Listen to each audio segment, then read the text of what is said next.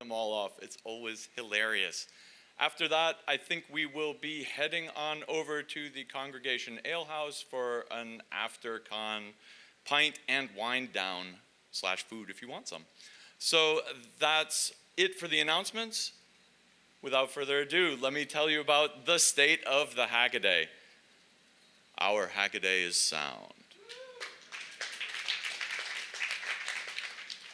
Thank you, thank you. No, it's been a very strange time since anyone was last on this stage giving a year in Hackaday, giving a state of the Hackaday. It's the years in review, right? So it's been 3 years. Supercon 2019 was the last one. A lot has changed, and fortunately, as you see around you, a lot hasn't. It's so great to see kind of a lot of familiar faces and basically the same mix of familiar faces and new faces at Supercon. That's really fantastic. So again, thank you all very much for coming out. This is a Supercon like any other, just after a break. So thank you very much, everybody. Of course, the big story over the last 3 years is that we have all been in pandemic mode. And this meant that the hacks got stranger and stranger,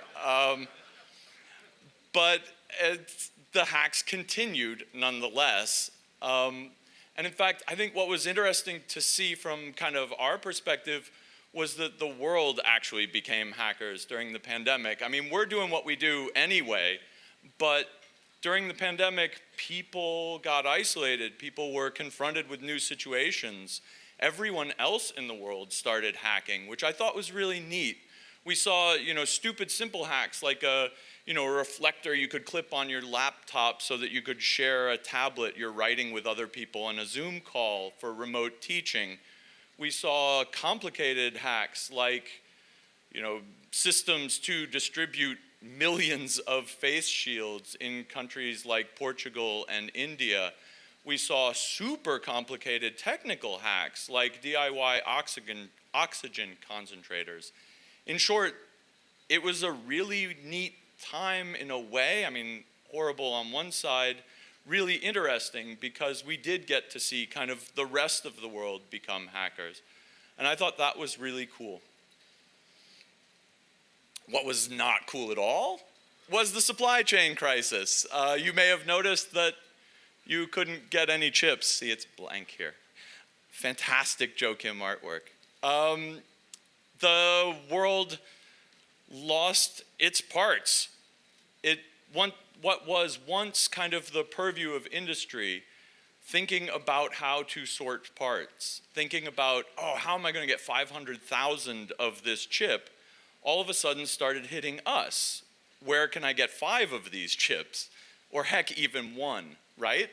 And so something that kind of has been, the purview of heavy industry kind of worked its way down into the hacker world. And we had to redesign and rethink our way around this. And that posed a lot of challenges and opportunities to learn new tricks. I saw people swapping out entire microprocessors and having to learn a new operating system to get their products working. I saw people designing new footprints that would take multiple different packages of the same chip just in case they could get this one or that one. It was really interesting the ways I saw people trying to cope with that, and it was really neat.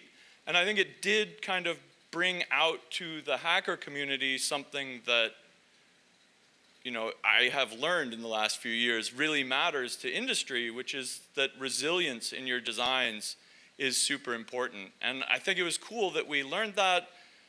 Boy, I would rather have it go back to status quo, but this is what happens.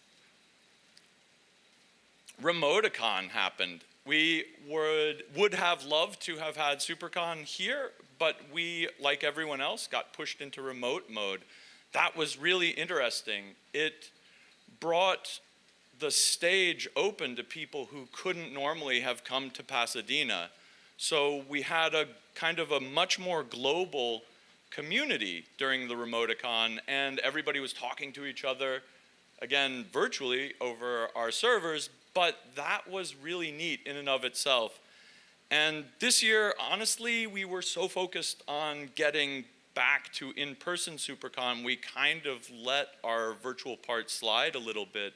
But that's something everyone has in the back of their mind still, is how can we kind of blend both this in-person event, which is fantastic, with the virtues that we got from being remote for a year, where it was a truly global event, and we got to hear a bunch of new voices that we wouldn't have otherwise. So that was interesting, challenging, and actually I think really good for us. On the more kind of Hackaday front, we had a ton of new articles. I mean, it's been 3 years. Hackaday publishes basically 2 types of articles. We do daily posts which cover hackers' hacks, and then our writers write their own original content pieces. And we had a ton of new OC series pop up over the intervening 3 years, and I can't go through them all, but this week in security is fantastic. We have Jonathan Bennett writing a security column. Christina Panos started up Keybing because she loves mechanical keyboards. We had Dan Maloney, who has a background as a molecular biochemist, dug into 2 different of his favorite directions, one of which was this big chemistry series where he goes into kind of the deeper chemistry behind everything in the world, from making chips to how we get petroleum. He also took on mining and refining, which has been surprisingly interesting for our crowd, just looking at the ways we get different elements and what that has an impact, how that impacts our lives and society in general. Really cool. We started up the podcast, and this was just before COVID hit, and Mike Stitch, and former editor-in-chief, will talk more in a sec, and said, hey, let's do a podcast. And I said, oh, let's give it a shot. And here we are 3 years later, 190 podcasts in. It has been just a phenomenal fun to do and meet every week and talk about what's been cool on Hackaday. As I just alluded, there's a new editor-in-chief. Hi, it's me.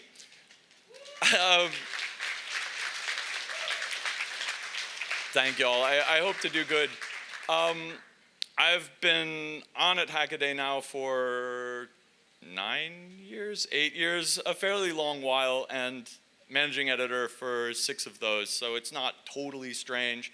But Mike Stitch has been editor before me for 10 years, 12 years, a good long time, and was a fantastic steady hand on the wheel. And so really nice to have him. He's still in the house. He's still a Hackaday type. Went off to program firmware. I mean, come on, that's cool. So he's still around and gave a fantastic workshop yesterday. So hope you all took advantage of that. So that's kind of the basic what happened over the last 3 years. Mostly, I mean, you all saw the pandemic and the chip shortage, but Hackaday just kind of kept on going, and we don't care. And now Hackaday is 18 years old. Hackaday can vote. And we had planned a Hackaday at 16 thing for the Supercon that didn't happen, where Hackaday could drive, but then, 2 years later. So now we have to vote. That's 437 years old in internet years or something. I mean, it's a tremendous amount of time. And during this time, you would think we've seen it all, right? 8 hacks a day, right? That's why we have the site name, 8 Hackaday.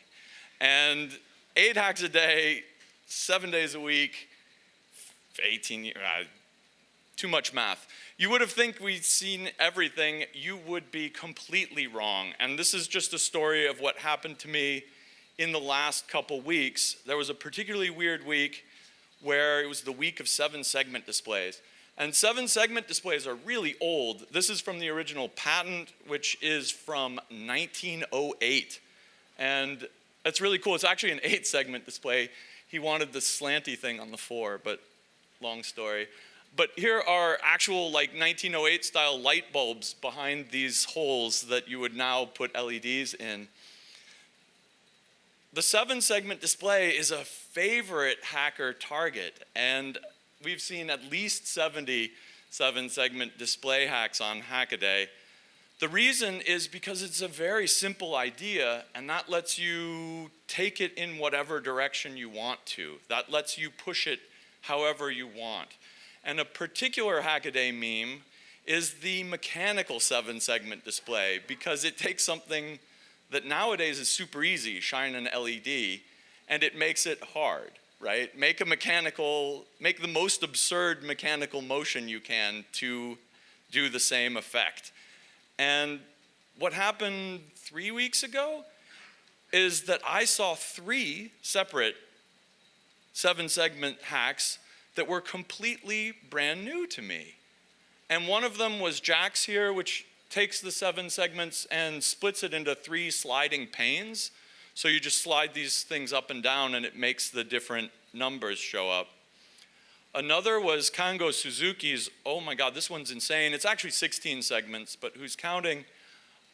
They're on rotating rack and pinions, and they're 2 colors, and there's a slider behind it, and he has a punch card. I don't know if you could see him. He slips them down there. It pushes the little racks out, and that makes them go on or off. It's completely 3D printed. It's got some marvelous 3D printed springs in it. If you need springs for a project of yours, you should check this out, even if you don't care about 16 segments. Ekagrat Singh Khalsi is a phenomenal, he makes the most crazy clocks you've ever seen. This one showed up that same week, right? It's another take on mechanical 7 segments. These things have cams, and there's actually another lever behind that makes these things flip up in the most fantastic way. You really need to watch this one animated. But these typewriter-like mechanisms are just absolutely beautiful. So why am I telling you this, right? Because this happened to me in 1 week, and because it really drove home that there are always new ideas out there. The 7-segment display is 115 years old right now, and these are 3 takes on it that you have never seen before. And this happened in 1 week.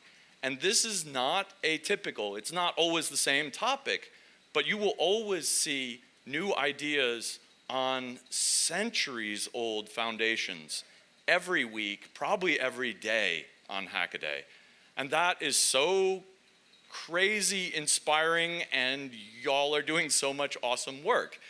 And we've learned so much from Hackaday, and the important thing here is that these ideas, some of them are really small.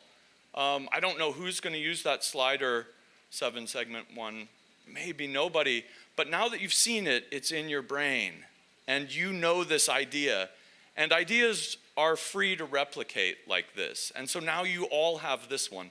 But every other of these clever ideas that you've seen on Hackaday, 8 a day, 7 a week, for years, will stick in your brain. And this will make you more creative when it comes time for you to be in a situation where you need something like this or something slightly next door to this.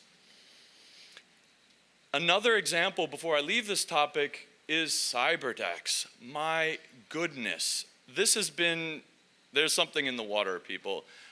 We ran this Cyberdeck contest because we'd seen a few really great Cyberdecks being built. A Cyberdeck, if you don't know, is basically a kind of Neuromancer-inspired, futuristic DIY hack computer. And building one is, again, simple. It's take a single board computer and a keyboard and a screen, right? You can plug that together. No. The cool part is making it into your own science fiction design, having it do what you want, throwing in radios if you're an SDR person, throwing in, an oscilloscope we saw. This is just, everybody has their own needs for these things, and that, I think, is powerful because the basic idea is really simple, but because you can elaborate on it in 1,000 different directions, and we're seeing so much of that. The Cyberdeck Contest blew us away, literally. That was astounding how many good entries we got there. You should absolutely check that out. This is where I'm going to get a little bit sentimental, because I've been editor-in-chief for a little bit, and that exposes you to a lot of the public.